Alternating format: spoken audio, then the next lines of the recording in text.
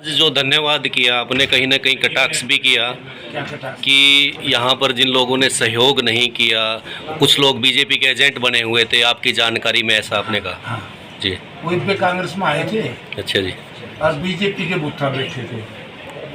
मेरे साथियों ने बताया तो कोई सज्जन नाम का आदमी है जी, अभी कांग्रेस ज्वाइन करी थी, उसने मंडी के बूथ पे वो बीजेपी के लिए काम कर रहे थे। एक कोई प्रेम है, एक कोई राजवीर है, चेयरमैन है इस गांव का, उड़ैन का राजवीर। हाँ, राजवीर। इन्होंने बताया ये कई लोगों के नाम लिए कि इन्होंने अभी तो ज्वाइन करी थी कांग्रेस विजेंद्र सिंह के साथ। देखो वीरेंद्र सिंह जी तो बूढ़े हो गए, तो उनके बारे में मैं क्या कहूँ, लेकिन पहले या तो इन्होंने कांग्रेस में इन साथियों ने आना चाहिए था। कहते हम तो विजेंद्र बीजेपी में रहेंगे, हम कांग्रेस में नहीं हैं। अगर कांग्रेस में आकर के और मेरे टिकट के बाद या क्या कारण फिर दोबारा बीजेपी के साथ चले गए, और क्या एक हरिंदर शायद नाम है, हरिंदर डूमर खा, हरिंदर डूमर था, तो ये कई लोग चले गए। तो मैंने तो यही कहा, कटाक्ष का अगर मैंने कहा भाई इतना अच्छा तो नहीं आंदे। और ये मान लो गलती से इन लोगों ने कभी तो चुनाव लड़ेंगे, कोई भी आदमी। अब ये लोग पहले बीजेपी में थे, फिर कांग्रेस में आ गए, अब फिर बीजेपी में दौड़ गए, अब कांग्रेस में कैसे आए? क्योंकि अब तो मैं एमपी हूँ, उन्होंने विचार करना पड़ेगा। ऐसे उन लोगों को हम जम के विरोध करूंगा जिन्होंने इस चुनाव में कांग्रेस पार्टी का और जनता का विरोध किया। ये चुनाव जनता लड़ रही थी। इंसान का इंसान विरोध सहन कर सकता है, लेकिन जनता का विरोध किसी बड़े से बड़े इंसान से सहन नहीं हो सकता। और मुझे तो टिकट कांग्रेस हाईकमांड ने दी है, तो किसी को क्या दर्द भाई? अब दर्द था तो फिर किरण चौधरी चलिए गई, ये भी एक षड्यंत्र के तहत गई। इतनी हिम्मत थी तो चुनाव से पहले जाते, क्योंकि मनोहर लाल जी के वक्तव्य जो आया है इसको आप भी बड़े ध्यान से सुनो। ये लोग पहले से ही इनकी धड़ कांग्रेस में, आत्मा बीजेपी में। ये लोग कौन लोग? एक से अधिक लोग। तो इस पे भी विचार करना पड़ेगा कि कौन सी वो ताकतें हैं जो बीजेपी से मिली हुई हैं और कांग्रेस को कमजोर करने में राजनीति करती है। वरना दान सिंह जी का मतलब ही नहीं था। दान सिंह का जो नुकसान हुआ है साथ रह के कर दिया, जनता को पता नहीं था। अब किरण गई को गया के साथ, बताओ, मतलब पहला बोलो बड़ी नेता आ गया और कहते चौधरी बंसीलाल का वारिस, हम हिंदू प्रवृत्ति के लोग। और बीजेपी के लोगों ने भी शर्म आनी चाहिए नेता जो हमारी संस्कृति को बदलते। हमारा जो देश है वो पुरुष से चलता है ना, नाम पुरुष से चलता है। तो बंसीलाल जी का पोता जीवित है भाई, कुमारो जिंदल, उनका बेटा जीवित है। अगर लिगेसी की बात करें तो रणवीर महिंद्रा है, फिर उनका पोता है। और लिगेसी प्रजातंत्र में नहीं चलती। मैं 5-4 घरों के नेताओं को बता देना चाहता हूँ, ये आशीर्वाद अपने परिवार का नहीं चलेगा। अगर मान लो किसी महापुरुष के घर में को नालायक, नकम्मा, नशेड़ी किस्म का बच्चा पैदा हो जाए तो जनता ने ठेकेदारी घेरी उनकी। लिगेसी अपने परिवार में होनी चाहिए। प्रजातंत्र का लिगेसी का कोई मायना नहीं। प्रजातंत्र में वही लोग तरक्की करेंगे जो जनता को स्वीकार्य है। प्रधान जी, चुनाव आप जीत चुके हैं, लेकिन एक बड़ा सवाल निकलकर सामने आया है। जितनी बड़ी टीम कांग्रेस के लीडरों की कुमारी शैलजा के साथ नजर आई है चुनाव में, वो हिसार लोकसभा में आपके साथ नजर नहीं है, क्या बड़ा था? इसीलिए तो बुरा हाल हो गया नरवाना में, सारे इकट्ठे हुए थे। नहीं, उचाना में एक गलत शब्दों का इस्तेमाल किया था कि बूढ़े नेता ने, छोट भैया कहा था, और मैं तो उस दिन भी कह दिया था प्रजातंत्र में किसी को छोटा नहीं। पता नहीं कौन किस घर में कहाँ पैदा हुए, कहाँ पहुंचे, और कौन अपनी गलत आदतों की वजह से भोग और विलास की राजनीति के चलते कहाँ पैदा होकर धूल में मिलते हैं। छोट भैया शब्द का इस्तेमाल जिन नेताओं ने किया है, ये मैं गांव-गांव में बताऊंगा। छोट भैया तो किसी को भी कहा कि सब भाईचारा परिवार हमारा, किसी के 2 रुपये घाटे, किसी के 2 रुपये वायदे हैं, तो सारे बराबर भाई भाई। तो इसलिए अच्छा हो गया, मेरा तो पंडा छूट गया, सारे सरसा धारे थे और मैं इतना जीत गया। पूरे की एक रैली में पल्ले तो क्यों था नहीं किसी के, मैं तो सारे हैंड के दे। तो क्या लगता है कि विधानसभा चुनाव में भी इस प्रकार की कार्यनीति रहेगी? ईद क्या गिरे हुए थे विधानसभा चुनाव में ना, एक तो मैं MP बन गया, सारे देश का ठेकेदार को नहीं, शहर पार्लियामेंट क्षेत्र में जो सेटिंग आदमी का विरोध करेगा हम बात करेंगे। जनता को बेरा पट गया। एक नेता का मैं नाम नहीं लेता, वो समझ जाएंगे। 2009 में मैं लोक विधानसभा जीत रहा था आदमपुर से, 2 नेताओं ने मेरा विरोध किया कांग्रेस से, आज तक MLA ना आगे बढ़ना चाहिए, ना आगे बढ़े ये उस इलाके और नाम मैंने किसी का नहीं लिया। मैं न्यू में क्या था, माँ भाई ने इनका लोग नहीं पिट लेंगे। ईप के न्यू में जिनने यहाँ विरोध किया है कांग्रेस पार्टी का, इंडिया गठबंधन का, और जनता का विरोध है। जनता का विरोध तो बड़े से बड़ा व्यक्ति इंसान कर सके, इनका सौभाग्य है। चर्चा ये चल रही है कि जो बीजेपी छोड़ के कांग्रेस में आए हैं वो दावा ये कर रहे हैं कि टिकट उचाना से हम ही लेंगे, क्या कहना चाहिए? भाई टिकट का फैसला तो राहुल जी का एक ही बात पर मैं सबसे ज्यादा धन्यवाद करता हूँ कि राहुल जी ने एक निर्णय लिया कि हम सर्वे के आधार पर टिकट दें, और सर्वे के आधार पर टिकट दिया तभी जयप्रकाश को टिकट मिला। अगर यह लिगेसी देख दे तो फिर तो टिकट तो विजेंद्र को मिलना था, ठीक है कि नहीं?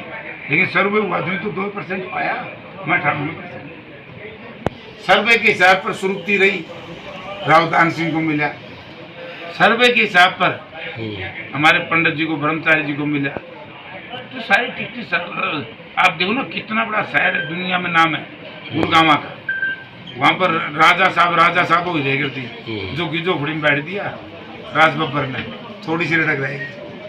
तो सर्वे के आधार पर टिकटें होंगी, और सर्वे के आधार पर टिकटें होंगी तो कम से कम वो लोग खड़े खड़े देखेंगे जो लोग बढ़ते कोई लोगों में, जिन लोगों में नफरत आती है, बदबू आती है, उन लोगों को टिकट कैसे? नोटा से भी कम वोट। कहाँ गए वोट? क्योंकि इनेलो ने भी, जेजेपी ने भी अपने वोट बीजेपी को डलाए, जो डलवा सकते थे। ये जो 20-22 हजार वोट इनके आ रहे हैं, ये तो वो सीधे बोले लोग आके आ रहे हैं। ये मुन्ना मैं समझाऊंगा, अब बोले तो हमने तो बुकाया गए वोट तो इन्हें बीजेपी के गिरा दिए। सर, नीट की परीक्षा के लेकर धांधली बताई जा रही है, उसको लेकर आप देखिए, बीजेपी जब से सत्ता में आई है, नौकरियों में बड़ी भारी धांधली है, नौकरियों में बड़ा भारी भ्रष्टाचार है।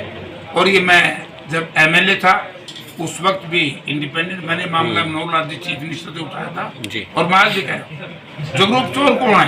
चोर हुआ जो चोरी करता पकड़े था। ना आपके कहने से कोई चोर बन सकता, ना मेरे कहने से, ठीक है? बीजेपी चोरी करती पकड़ी गई सरकार। मनोहर लाल जी के टाइम में एक कन्वर्सेशन थी, एक लड़का कह रहे चेयरमैन को कि मेरा बन जाए 30-20 लाख ले ले। चेयरमैन कह रहे ना 30 से कम नहीं, एक्साइज टैक्सेशन इंस्पेक्टर। कर्मचारियों को तो पकड़वा दिया, SSC वालों को ना तो हो पकड़ा ना हो पकड़ा। फिर इससे बड़ा भ्रष्टाचार को HPSC के दफ्तर में 3-3 करोड़ रुपये ज्वाइंट सेक्रेटरी रिश्वत लेंदा पकड़ा जा रहा है, तो इससे बुरी बात है। और फिर शर्म आनी चाहिए बीजेपी जेजेपी के लोगों ने, न्यू कंदे रहे ना खर्ची ना पर्ची।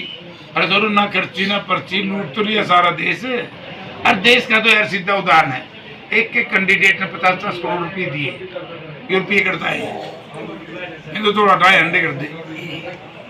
एक साल 2.5 करोड़ की मोटरा में गैर कांग्रेसिया ने दिए। ये लाखों लाख करोड़ रुपया जो लोकसभा के चुनाव में आया है, ये इन्हें में आया है। लूट लिया देश ने। उचाना बैठे, उचाना की बात कर लेते हैं। उचाना में ना कोई पार्क है, ना कोई बस स्टैंड है। अभी बस स्टैंड बना, 35 लाख रुपए का वहाँ पे घोटाला हुआ है कि रंग रोगन करने के नाम पे लिपापोती कर दी गई। कोई भी सरकारी कॉलेज नहीं है। आप सांसद बन गए हैं हिसार से, तो आपके क्या ये चीज़ें होंगी उचाना की? सबसे पहले एक माइनर बनना है। जी, जैसे ही चौधरी भूपेंद्र सिंह हुड्डा मुख्यमंत्री बने, सबसे पहले माइनर बने मर गए नरवाना ब्रांच से, और तोड़ किसान किचन की हाँ सूदपुर थुआड़ में पड़ेगा, इनमें सबको पता है। दूसरा, मैंने उस वक्त वीरेंद्र सिंह के फाइनेंस मिनिस्टर थे और हुड्डा साहब चीफ मिनिस्टर थे। आप लोगों को भी याद हो तो मंडी में आए थे और मैंने डिमांड रखी थी कि सरकारी कॉलेज बनाओ। तो उस वक्त वीरेंद्र सिंह ने कहा कि ना, सरकारी कॉलेज ना बनाओ। जब तो ज़्यादा वो थे ना, ये तो भाई मैं सुन सरकारी कॉलेज बनावांगे। किसी की प्रॉपर्टी को सिक्योर करने के लिए हम जनता को दाव पे नहीं, विशेष तौर से नौजवानों की पढ़ाई दाव पे नहीं लगाएंगे, सरकारी कॉलेज बनाएंगे। प्रधान जी, एक ये है कि छात्र छात्राएं यहाँ पढ़ने के लिए आ रही है, कोई नरवाना जाना, कोई चीज जा रहा है, उनको बसें की सुविधा नहीं है। दुर्जनपुर रोड पे भी या अपना जो किठाना रूट पे भी बसों की बड़ी दिक्कत है। पूरा तो लोग मर गए जीवे तो 36,500 वोट आए तो जीत्या हूँ, 36,500।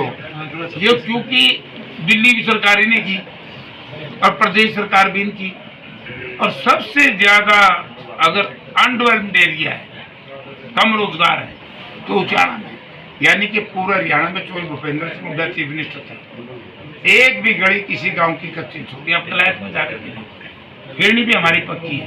मैं बड़ौदा गौशाला की काल में भी किया, वो तोरी का दूड़े दूड़ रहा मैं करवाई इन्हें तो काम ही नहीं कराया कौन से ने भी, ना तुर लेना ना उड़ लेना। ये तो नहीं सोचा है, बौड़े लोग हैं वो, कई बार ओ कि मैं कह दे, ओ कि मैं कह दे, ईब का लोग आते, ये ईब क्या फंस गए तुम। बड़ा सुनहरी मौका लोगों का है, इसलिए तो मेरे को जिताए इतने वोट। तो बसों की सुविधा करवाऊंगा, लड़ूंगा, और सत्ता परिवर्तन के बाद एक बाईपास की भी डिमांड यहाँ है। यहाँ तो दुकान दे रहे तरले ऊपरले दोनों हम बनवाएंगे। स्वास्थ्य सेवाओं को लिए भी उचाना हल्के में बड़ी समस्याएं हैं। किसी भी गांव में आप चले जाए उचाना, अगर नागरिक अस्पताल की बात करें तो वहाँ भी डॉक्टरों की और बाकी सुविधाओं में बड़ी कमी है, दवाइयाँ ना के बराबर मिलती हैं। ये तो हुड्डा साहब पहले कह चुके हैं कि हम सस्ती चिकित्सा देंगे, बहुत बढ़िया देंगे, और सस्ती शिक्षा देंगे। जो सरकारी स्कूल ये बंद कर रहे हैं, ये अस्पताल भी बंद करने के चक्कर में। एक आपने अस्पताल का जिक्र किया, तो आयुष्मान के नाम पर बड़ा एक प्रोपगंडा, बड़ा खेल खेला जा रहा है। बहुत बड़ा घोटाला है, बहुत बड़ा घोटाला। गरीब आदमी को बेचारे को यही नहीं पता लगता तेरे बिल कितने के बने हैं, उसने डाल देते हैं अस्पताल में, ना उसकी बीमारी का पता ना उसके इलाज। उचाना से लगभग 6 से 7 कैंडिडेट कांग्रेस की दावेदारी ठोक रहे हैं। सब लोग अपने हिसाब से गांव-गांव जा रहे हैं, तैयारी कर रहे हैं और कांग्रेस का ही प्रचार कर रहे हैं। टिकट एक को मिलनी, आपने कहा सर्वे के हिसाब से मिलेगी, जैसे आपको मिली। एक कैंडिडेट को टिकट मिलेगी, क्या बाकी सभी सहयोग करेंगे? क्योंकि आप फिलहाल सांसद हैं हिसार से। क्या करेंगे? भीतरघात तो नहीं होगा जैसे किरण चौधरी ने किया, या भीतरघात आने का तो फिर सर्वे में फाइल हो जाएंगे। नहीं, सर्वे उनका होगा जो मेहनत कर रहे हैं, जिनने इस चुनाव में काम कराया है। इस चुनाव में जिन्होंने गांव-गांव में जाके वोट मांगे, सर्वे में उन्हीं के चुनाव आवेंगे, गलत आदमी का नाम करता होगा। क्योंकि आपने कहा ना किसानों की टिकट मिली है, तो क्या उचाना विधानसभा के लेकर कैंडिडेट भी किसानों का होगा? नहीं, देखो किसानों के सारे से, किसानों ने बेचारे को टिकट नहीं मांगता। किसान ने तो ये कहा कि अमुक व्यक्ति को अगर टिकट दोगे, क्योंकि वो अमुक व्यक्ति जो है 3 जो काले कानून बने थे उनमें उसके दस्तखत थे।